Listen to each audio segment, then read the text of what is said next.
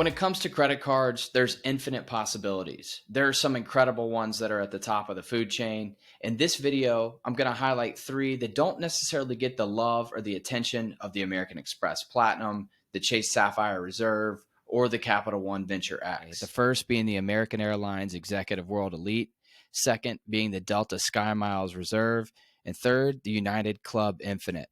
Now, all three of these give you the ability to kick it in their airline lounges, some other features and benefits, but do come with a hefty annual fee. So, is that worth your time and investment? So, what I want to do is break down and compare these three credit cards.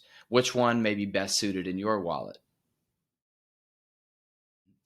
The majority doesn't necessarily understand these cards and the features and benefits that come with them. So, whether you're new to credit cards, new to travel credit cards, or airline credit cards, or unfamiliar with one or multiple of these cards, then this video is for you. There's some key factors to consider while choosing one of these credit cards. Does that airline dominate in terms of frequency and destinations from your home airport? Do you travel often for business? And if you do, what airports are you traveling to or connecting through? Do those airports have lounges that these credit cards would help you access? And do the fares stack up? I've found at my home airport in Tampa, Florida, there seems to be a pretty big variation in the fares.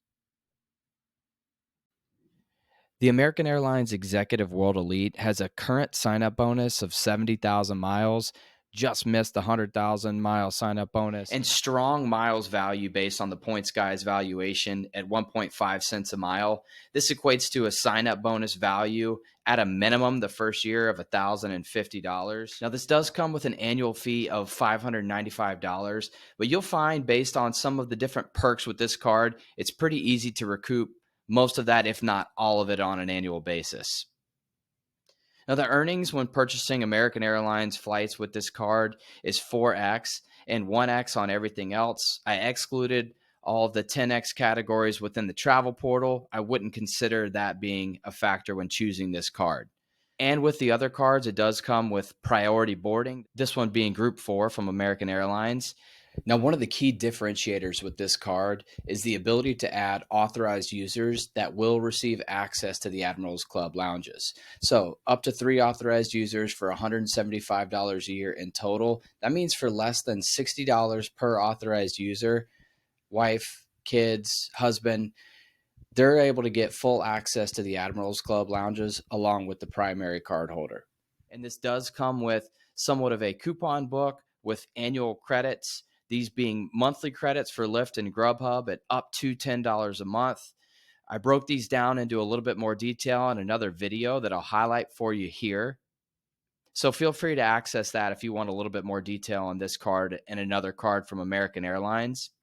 And this also does come with the $120 Avis or budget credit based on one or multiple spends with Avis. You get that $120 annual credit. Now, disclaimer, I do have this card in my wallet today. I have used this for a few years now. I get a lot of value out of the Admirals Club lounge access. And I would say with any of these cards, that's a key factor to consider is if you're going to be able to use the lounges to your benefit. Some of the coupon book items that have rolled out recently, I do use like the Lyft credits. I find it a little bit more difficult with the Grubhub credits, but these are some key things to consider when choosing one of these cards.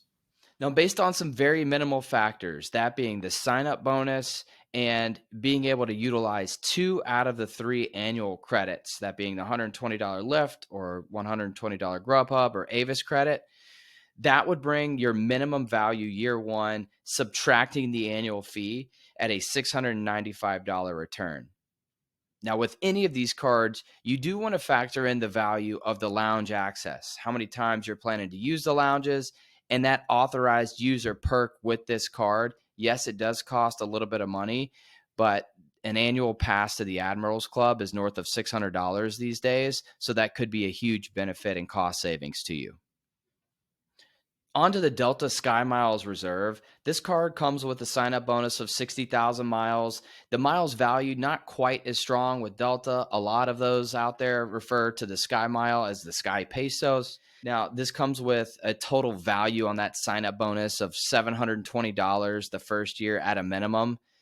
It does come with an annual fee of $550, pretty much in line with the other two cards. The earnings potential on this card is 3x on flights and 1x back on everything else, and priority boarding in main cabin 1. There is no authorized user lounge access benefit of this card, something to consider. Now, one of the perks or credits with this card is you do get a companion certificate, meaning once you hit a certain threshold, you are able to purchase one ticket, receive that second ticket for $0 minus the taxes and fees. That is a nice benefit. I would factor that somewhere in that $250 to $400 per year range. And you do receive access to Centurion lounges. The limitations here are it must be a Delta marketed or operated flight. And it's a $50 charge if you want to bring in any guests, but you do receive access to the Centurion lounges, which is a nice benefit in itself. Factoring in the sign-up bonus and the companion certificate minus the annual fee, that would put this card at a minimum value year one at a $420 return. And last, the United Club Infinite card.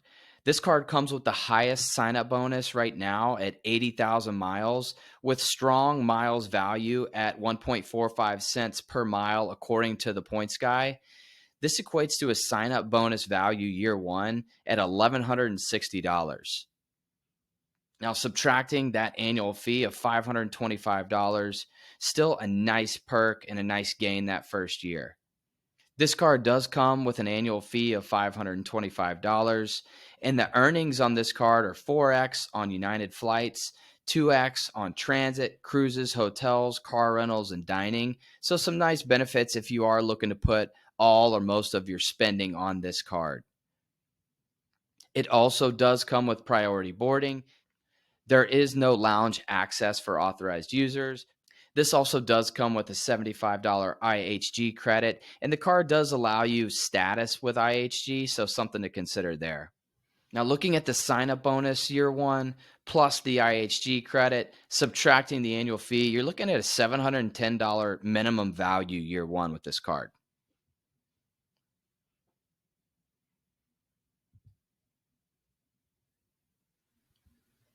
The United Club Infinite appears to be the clear winner in terms of the easiest card to maximize the value year one. If you plan to add authorized users that would get value out of the perks and the benefits and the lounge access, then perhaps the Executive World Elite from American would be the best fit for you. Or if you plan to fly Delta and think that you're able to visit Centurion lounges often throughout the year, then perhaps a Delta Reserve would be the best fit for you. So in the end, you need to determine, based on the pros and cons, which card best fits your needs and your wallet. Feel free to leave questions or comments down below, and until next time.